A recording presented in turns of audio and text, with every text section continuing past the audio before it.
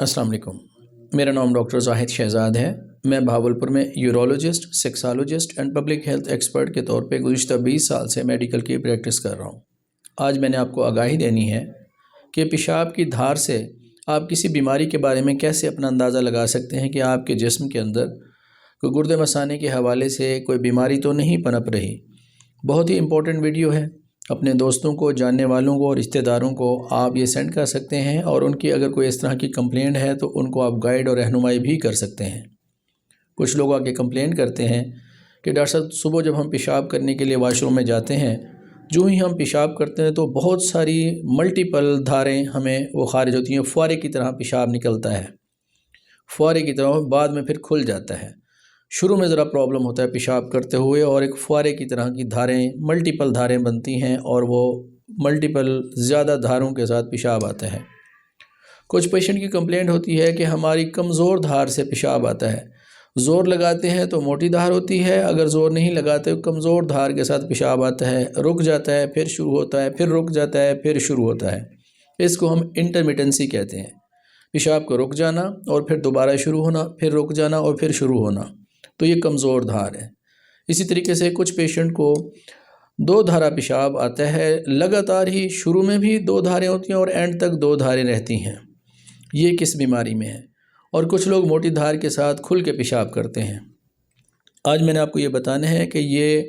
کس وجہ سے یہ مختلف قسم کی مختلف لوگوں میں یہ پیشاب کی دھاریں بنتی ہیں، اور یہ بہت امپورٹنٹ ہے۔ آپ اس کو اگنور کرتے ہیں، لیکن کئی ایسی بیماریاں ہیں جو آپ کے پیشاب کی نالی کے اندر پنپ رہی ہوتی ہیں اور وقت کے ساتھ آپ کو پرابلم کر سکتی ہیں۔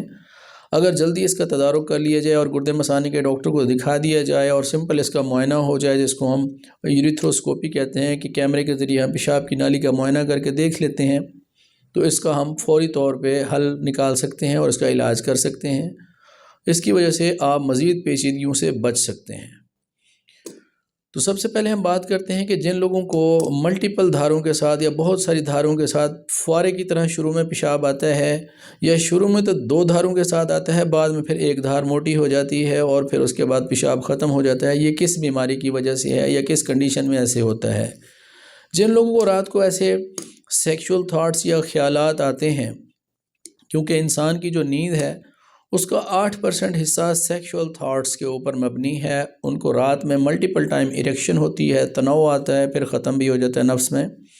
یہ تناؤ آتا رہتا ہے اور ختم ہوتا رہتا ہے۔ تو اس دوران جو مزی ہے، جس کو میوکس پینائل ڈسچارج کہتے ہیں، ایک لیسدار قطرے سے خارج ہوتے ہیں، یہ ان کی پیشاب کی نالی کے اندر جمع رہتے ہیں، اور یہ جمع رہنے کی وجہ سے یہ ان میں کچھ جم جاتے ہیں اور نالیوں سے، اس کی دیواروں سے، نالی کی دیواروں سے چپک جاتے ہیں،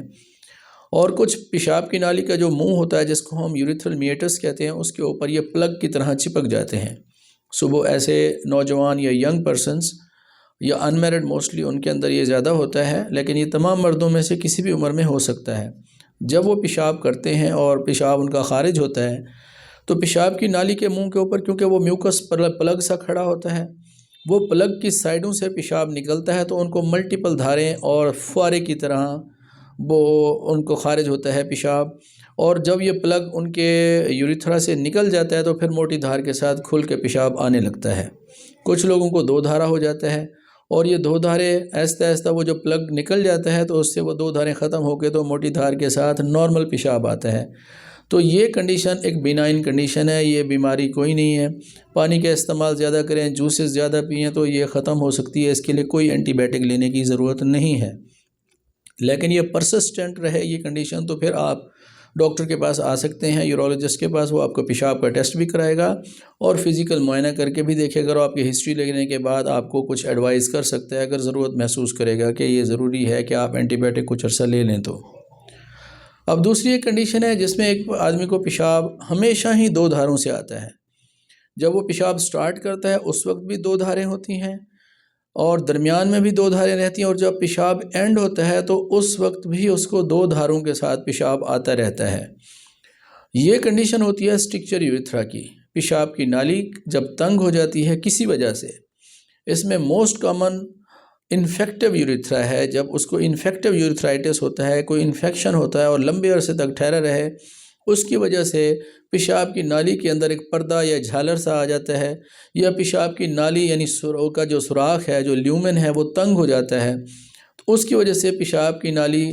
کے اندر جو پردہ یا جھالر سی بن جائے یا وہ تنگ ہو جائے تو 2 دھاروں کے ساتھ پیشاب آتا ہے، اور ایسے پیشاب کرتے ہوئے بعض اوقات ان کو جلن بھی ہو سکتی ہے یا محسوس ہوتا ہے جیسے کہ ایک گرم پیشاب نکل رہا ہے۔ تو یہ 2 دھاروں کا پیشاب کا 2 دھاروں سے آنا یہ اسٹرکچر یوتھرا کو شو کر رہا ہے۔ یہ ایک امپورٹنٹ ہیلتھ کنڈیشن ہے، اس کے لیے ڈاکٹر کو فوراً دکھانا چاہیے، اور اس کے لیے وہ کچھ ٹیسٹ ایڈوائز کرتے ہیں جس میں پیشاب کی نالی میں ایک ڈائی ڈالا جاتا ہے، دوائی سی ڈال کے اس کا ایکس رے کیا جاتا ہے، جس کو یہ ریٹروگریڈ یوریتھروگرام ہم کہتے ہیں۔ یہ صرف ایکس رے والوں سے ہو جاتا ہے، اس سے کافی ہمیں آئیڈیا ہو جاتا ہے، اور ایسے پیشنٹ کی یا تو پریویس کوئی ہسٹری ہوتی ہے کہ ان کو پہلے کبھی پیشاب کی نالی میں فولیز یعنی وہ پیشاب کی نالی پلاسٹک کی ڈالی گئی ہے، یہ ہسٹری ہوتی ہے، یا کبھی چوٹ لگی ہوتی ہے، یا کبھی ان کو انفیکشن ہوا ہوتا ہے۔ تو پیشاب کے 2 دھاروں کا آنا اور لگاتار 2 دھاروں کا ہی رہنا امپورٹنٹ ہیلتھ کنڈیشن ہے۔ فوری طور پہ ڈاکٹر کے پاس تشریف لائیے اور اپنا چیک اپ کرائیے تاکہ یہ پروگریس نہ کر جائے، اس کی وجہ سے آپ کے بار بار انفیکشن کے اٹیک نہ ہوں، کیونکہ ریکرنٹ یورینری ٹریک انفیکشن اور اسینڈنگ انفیکشن اور گردوں کی فیلئر تک بھی بات جا سکتی ہے اسٹرکچر یوتھرا کی وجہ سے۔ ایسے پیشنٹ جب شادی کرتے ہیں تو اس شادی کے بعد جب ان کا سیمن کا اخراج ہوتا ہے تو ان میں بھی ان کو بڑا پرابلم ہوتا ہے۔ تو ڈبل دھار کے ساتھ جن لوگوں کو پیشاب آ رہا ہے فوری طور پہ وہ ڈاکٹر کو چیک کرائیں تاکہ اس کا پراپر معائنہ ہو، علاج ہو، اور اس بیماری سے آپ کی جان چھوٹ جائے۔ اس کے بعد ہے کہ ایک کمزور پیشاب کی دھار آتی ہے، بالکل ڈیڈ سٹریم ہوتی ہے، پتلی سٹریم شروع سے اینڈ تک رہتی ہے۔ یہ عموماً بزرگوں کو ہوتی ہے جن کی عمر 55 ایئر یا 60 ایئر سے زیادہ ہو۔ جا کے جب پیشاب کرنے بیٹھتے ہیں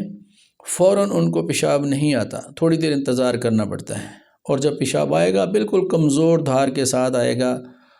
اور زور لگانے سے امپروو ہو جائے گا، لیکن پھر رک جائے گا۔ اس کے بعد پھر تھوڑی دیر بیٹھیں گے، دوبارہ پھر پیشاب آئے گا، پھر رک جائے گا، اور بالکل کمزور دھار سے آہستہ آہستہ آ رہا ہوتا ہے۔ یہ ہوتا ہے آؤٹ فلو obstruction کی وجہ سے۔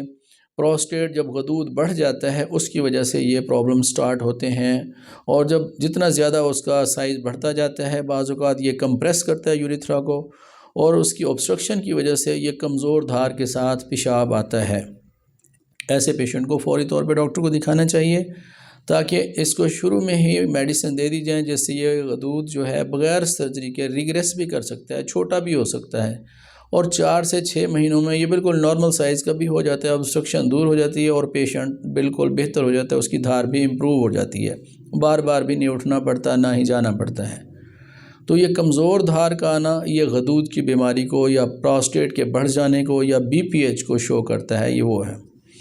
اسی طریقے سے جو کچھ لوگوں کو موٹی دھار کے ساتھ پیشاب آتا ہے، کھل کے آتا ہے، شروع سے بالکل جتنی پیشاب کی نالی کا جو منہ ہے جس کو ہم یوریتھرل میٹس کہتے ہیں اتنے ہی سائز کی دھار آتی ہے، شروع سے اینڈ تک کھل کے آتی ہے، موٹی دھار کے ساتھ پیشاب آتا ہے اور پوری طرح خالی ہو جاتا ہے مثانہ۔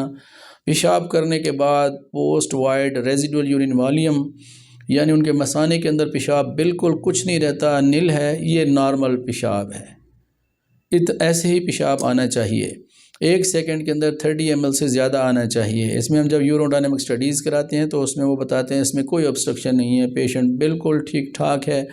تو شروع سے اینڈ تک ایک ہی دھار کے ساتھ، موٹی دھار کے ساتھ کھل کے پیشاب آتا ہے تو یہ نارمل ہے۔